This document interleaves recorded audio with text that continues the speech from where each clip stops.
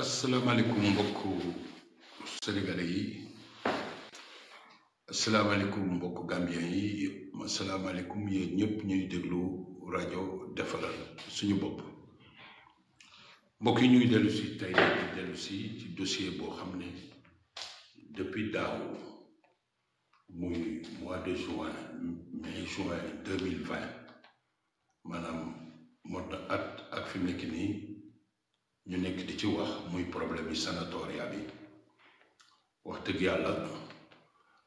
mu nekk nag actuellement problème bu diis pour doomi immigré yi nga xam ne ñoo nekk fii ci Italie mbokk yi wax dëgg yàlla bureaucratie italienne lu diis la. Administration italienne ni muy traité mbirum sanatoria pour jox permis de séjour non ay doomu sénégalais ay doomu africain ay doomu immigré yi nekk fii ci Italie lu métti la man dama dem ba sax yaakaar ne peut-être permis de séjour yi pour joxe ko dafa mel ni ay chaîne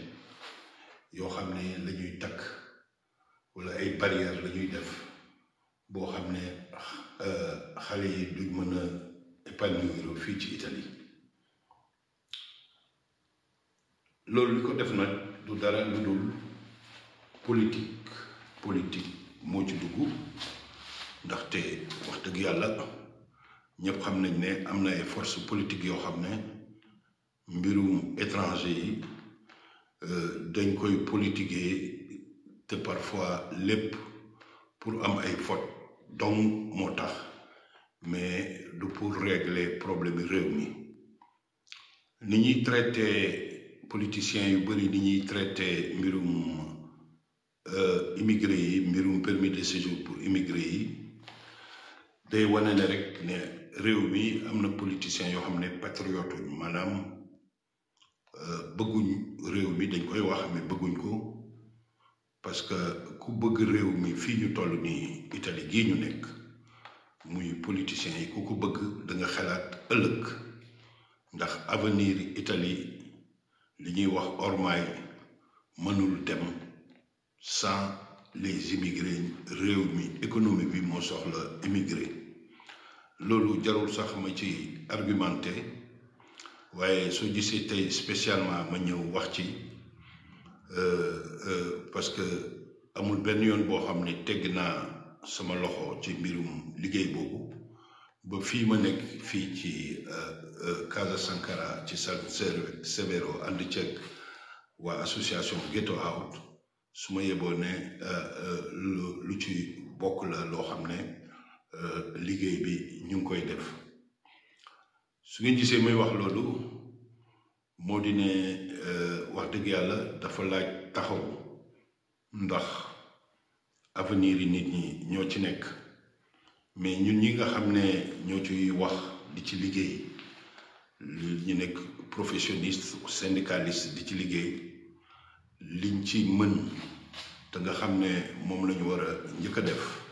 mooy di ko caytu di ko topp dossier boo xam ne jaar na suñu loxo ñu topp ko di indi leeral nag du ñun ñooy décider mais nag taxawu bi di leeral parce que su ma waxee ne ñun ñooy décider ñàkkul ne xale yu bari yaakaar nañ ne ñun niñ ci doon wax am nañ décision te nag wax dëgg yàlla benn décision amuñu ci lu ñuy def liñ mën a def te loolu moo nekk liggéey bi nga xam ne man dama koy def diggante Milan ak fii ci sud bi ci Puglia mooy tous les jours amul jour depuis at ak genn wàll amul jour boo xam ne toppuma dossier yi caytuwuma ko xooluma ko non seulement ñi nga xam ne jaar nañ ci suñ loxo ñu présenté leen sous délégat ñu présenté leen demande yi waaye ñoo xam ne dañuy déglu rajo Defaral suñu bopp rek dañ doon jaaruñ ci man dañ ma oo di ma jët information je le fais nag avec beaucoup de sérieux je le fais avec beaucoup de générosité ndax xam naa li nekk ci ñàkkum permis de séjour waaye nag il faut que rek ñu waxante dëgg moo di ne képp koo xam ne yaakaar na ne am na ci décision bi mu ciy def décider wax dëgg yàlla dafa juum waaw te man amul kenn koo xam ne wax nañ la lii ngi ñu la dugalal yow sa datore di lavoro ak yow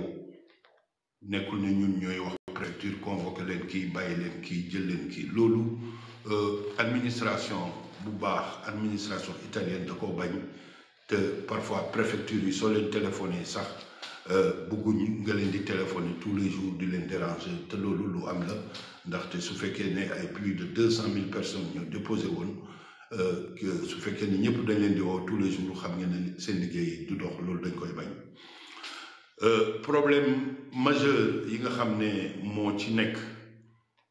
problème majeur bu ci nekk mooy loolu ñuy wax reddito del datore di lavoro mu indi woon jotoon naa ci wax mu indi woon nag wax dëgg yàlla ay jaaxle yu bëri ndaxte au début 20 000 euros la ñëpp comprendre woon ginnaaw gi biñ tëjee sanatoria bi ñu ne datore di lavoro bi su fekkee ne dafa am ñeneen ñu dëkkal ci këram 27 000 lañ koy laaj te note boobu biñ koy génn fekk na sanatoria bi tëj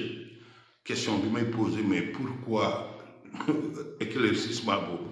mënuñu woon ko indi bi loi bi génn rek lu tax loolu wax dëgg yàlla problème bu mag la di wax aussi taxaw bi daf ci am njëriñ taxaw bi mu di syndicaliste yi muy avocat yi muy patronat yi dañ cee am njëriñ ndaxte dañ cee vivre wax dëgg yàlla ñaari liñ ci vivre ci expérience pour wax taxawaay bi mooy contrôler ndax courrier yi ñëw na lan lañ wax nan la ñuy tontoo ak nan lañ koy bindee loolu lu am njëriñ la ci mbirum sanatoria bi te kenn waru cee découragé parce que nag ca njëlbeen waxoon naa ko fi gis naa fi cas yoo xam ne nit dafa déposé ñu refusé ko vraiment rejet ak décret de rejet génn bi ñu jotee décret de rejet bi luñ def ànd ceeg avocat yi ñuy liggéeyal ñu nara jël def recours dem tribunal yàlla def bi avocat bi defee recours bi ba ispettorato del lavoro ci sud bi la parce que li ñuy wax Sardegna xam ngeen ispettorato del lavoro moo fa amul sportello unico per l'immigrazione amu fa parce que Sardegna région autonome la te ñoom wax dëgg yàlla inspection du travail ñooy def liggéey bi yépp waaw ci yeneen dëkk yi dafa am sportello unico per l'immigration boo xam ne ci préfecture la dépendre ba noppi am inspection del lavoro nga xam ne ñoom tamit dañ cee am baat bu am njëriñ bu ëpp doole sax ñoom inspection du travail ispettorato del lavoro yi presque seen dogal moo gën a am doole li préfecture di def parce que ñoom li ñuy xool contrat bi ak borom tool bi ki nga datore di lavoro bi su fekkee ne lavoro agricole la lavoro domestique su fekkee ne datore di lavoro domestique su fekkee ne lavoro domestique la ñoom la ñuy xool te loolu presque mooy point central bi nga xam ne moo yore kayit bi donc benn première fois boobu bi mu amee dañ cee tax ñu jël dossier bi ak avocat bi bind avant muy dem tribune ñoom ñu jot copie ñoom inspection du travail bi ñu jëlee copie bi rek gis ni ñoom ñoo juum deltu ginnaaw tëj dossier bi convoqué ndaw si nga xam ne moo déposé woon convoqué ko jox ko permis de séjour kooku jot na permis de séjour mu ba dem Sénégal ba ñëw mu mel ni ci lu tuuti loolu rek su amul taxawaay boobu te taxawaay bi nag ay multi partenariat la moo di ne ñun ñi nga xam ne ñooy liggéey ci mbirum immigration mu nekk suñ liggéey nag indépendamment li ñuy wax ci rajo bi di ko def télévision mu nekk suñ liggéey ñu nit dafa am suñ xam-xam ak suñ mën-mën fu mu yem mais dañ koy mottali ñeneen ñoo xam ne xam nañ fi toll mbirum avocat mbirum recours mbirum tribunal avocat rek moo ci mën liggéey avocat nag wax dëgg yàlla du avocat yëpp day nekk avocat yoo xam ne xam nañ mbirum immigration nekk personne yu disponible ba nekk personne yoo xam ne xarañ nañ ci bu baax mbokk yi si loolu pare cas boobu lay jox beneen cas bi fii la am fii nii ci Poulia fii ma nekk nii Casa Sankara mu am ay xale yoo xam ne wax dëgg yàlla un partenaire de Casa Sankara moo leen déposé woon mu nekk benn hacienda agricole bu mag 15 personnes la déposé woon bi ñu ko déposé ba pare ci njëlbeen ñu convoqué seulement 6 personnes convoqué 6 personnes ne ñeneen ñi rejeté nañ leen ci ay dox ay topp mbir parce que ñu rejeté la rek nga ba tëj dossier bi rejet carrément génn na ñu te am ñuñ téléphoné inspection du travail ñu ne hacienda bi dooleem mutul loolu mënul jël 15 personnes te ndax am hacienda bi facturaatam ay 4 millions d'euros la te hacienda bi chaque année plus de 120 personnes dinañ ci liggéey bi loolu amee mbokk yi ñu poser question inspection du travail pour gën a relancer dossier bi ñu ne dafa am hacienda bi tontu wane ay moyens wane ay réditoom ba noppi wane ne indépendamment li muy gagné am na subvention boo xam ne Union européenne da koy jox baykat yi te ñoom jotoon nañ ko ñu ne yónnee nañ ko mais inspection de laboro inspection du travail bi ñu rejeté demande des autres 9 personnes bi ñu ko rejeté waxuñ benn yoon ne dossier boobu jotuñ ko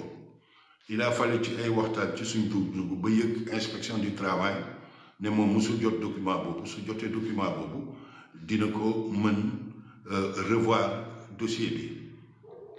hacienda bi biñ ko waxee mu ne moom yónnee na ko woon préfecture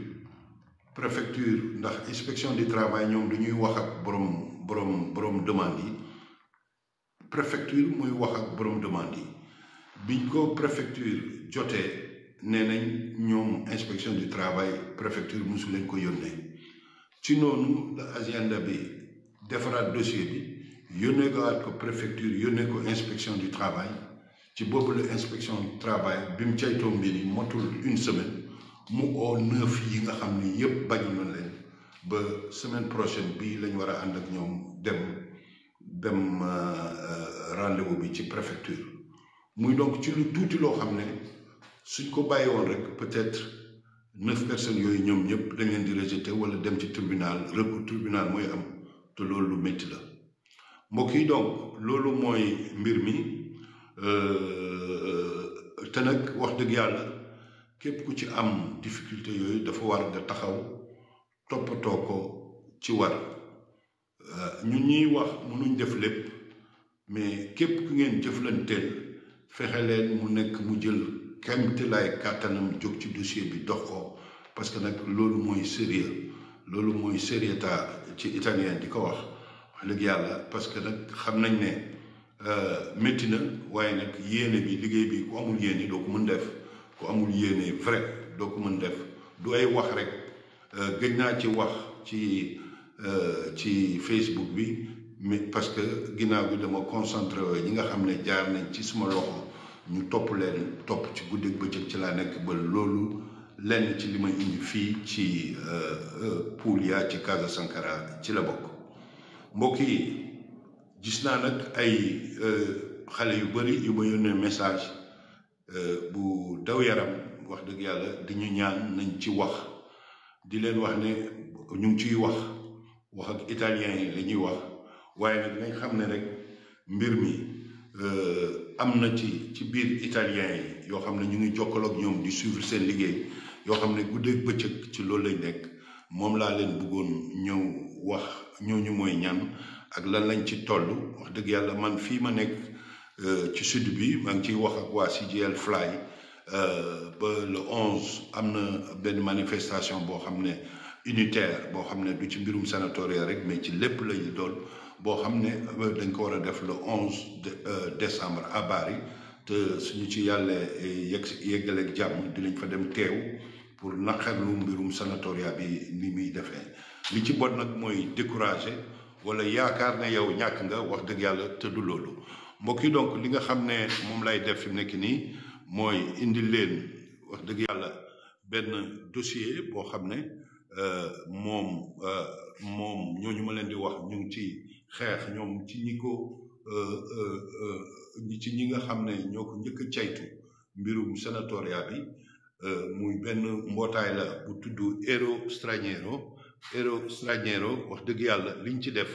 ci xeex tous les jours bëri na te loolu dañ leen ko ñooy ñi nga xam ne moo nekk nii ñu ñuy wax Ero Straniero wax dëgg yàlla mooy ñi nga xam ne ñoom ñoo koy xeex mbirum sanatoria bi ci parlement bi Ero Straniero benn mbootaay la boo xam ne mu ngi dajale association yi mu ngi dajale ay partis politiques surtout les partis de la sinistre et de la gauche mu ngi boole tamit ay syndicats yépp ñu ngi ci wax dëgg yàlla ñoom bés bu nekk ñoom ñooy caytu mbir mi di ko xool di ci wax dëgg yàlla te bàyyiwul benn yoon te ñu nit li ci def mooy di ci ànd ak ñoom léegi nag li nga xam ne moo ci xew moo ne lenn rek moo ci des xanaa dajale ay nit ñu bëri dem taxaw manifester devant les préfectures mais loolu xam ngeen ne ci suñ communauté bi yàgg naa ko doon di wax suñ communauté bi pour mobiliser leen du nekkul lu yomb donc Ero Stranieri ñoom ñuy suivre sanatoria bi li ñu wax sax ñoom salviamo la sanatoria man dama naan sanare la sanatoria ñoom salvare la sanatoria 2020 maanaam ñu sauver sanatoria 2020 mbokk yi ñoom rapport bi nga xam ne def nañ ko wax dëgg yàlla nga xam ne depuis le début ñu suivre ni mbirum régularisation bi 2020 li nga xam ne daal mooy lañ njëkk a wax moo di ne presque la majeure partie encore bloquée maanaam lu ëpp ci demande yi dafa bloqué wu donc xam ngeen ne wax dëgg yàlla depuis bu nee na ñoom solo 38 000 permis de soggiorno bi affaire yi commencé ba léegi moom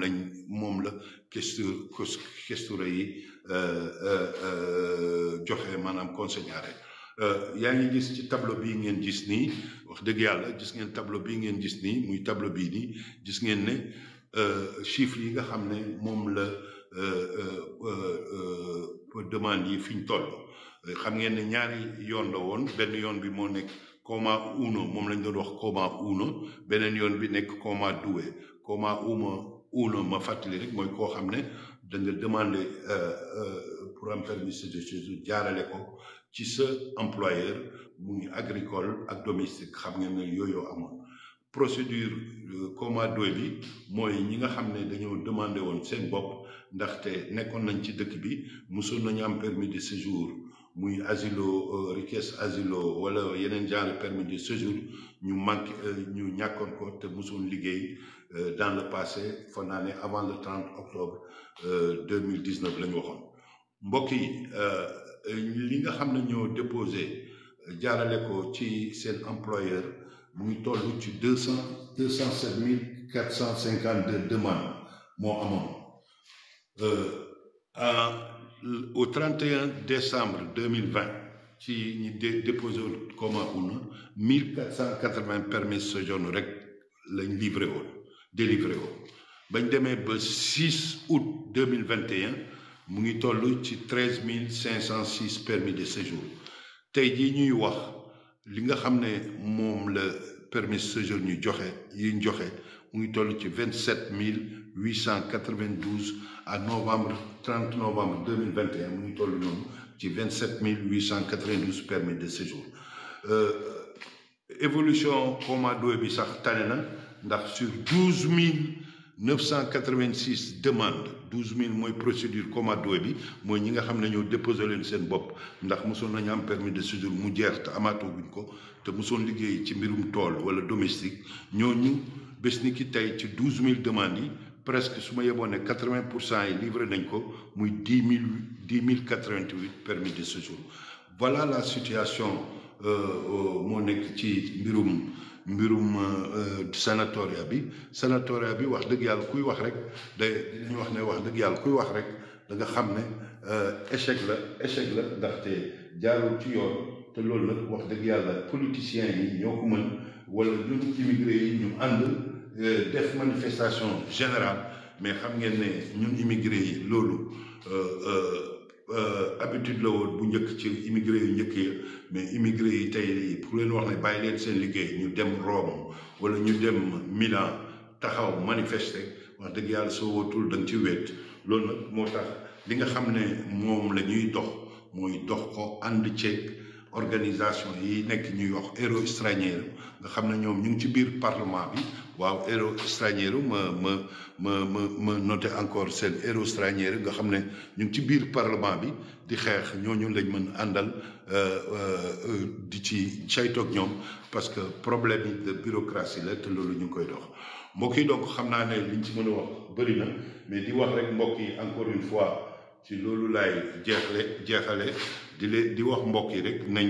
nañ taaxirlu mais nag wax dëgg yàlla nañ ci jóg ànd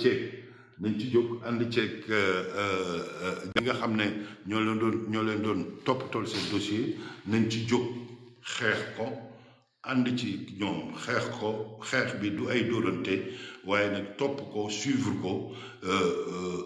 ànd ceeg avocat yu sérieux yu xarañ yu xam liggéey bi loolu moom la ñuy digal ñëpp wax dëgg yàlla amul leneen loo xam ne nekk na fii mais nag patience la laaj mais nag mbir mi doy na waar trop wax dëgg yàlla ci réew mi ñi nga xam ne fi lañ nekk doy na waar trop mbokk yi donc lii lañ leen indiloon seen xarit Baye Diouf fii ci rajo defaral suñu bopp di leen ñaanal jàmm wax dëgg yàlla di leen jox rendez-vous beneen yoon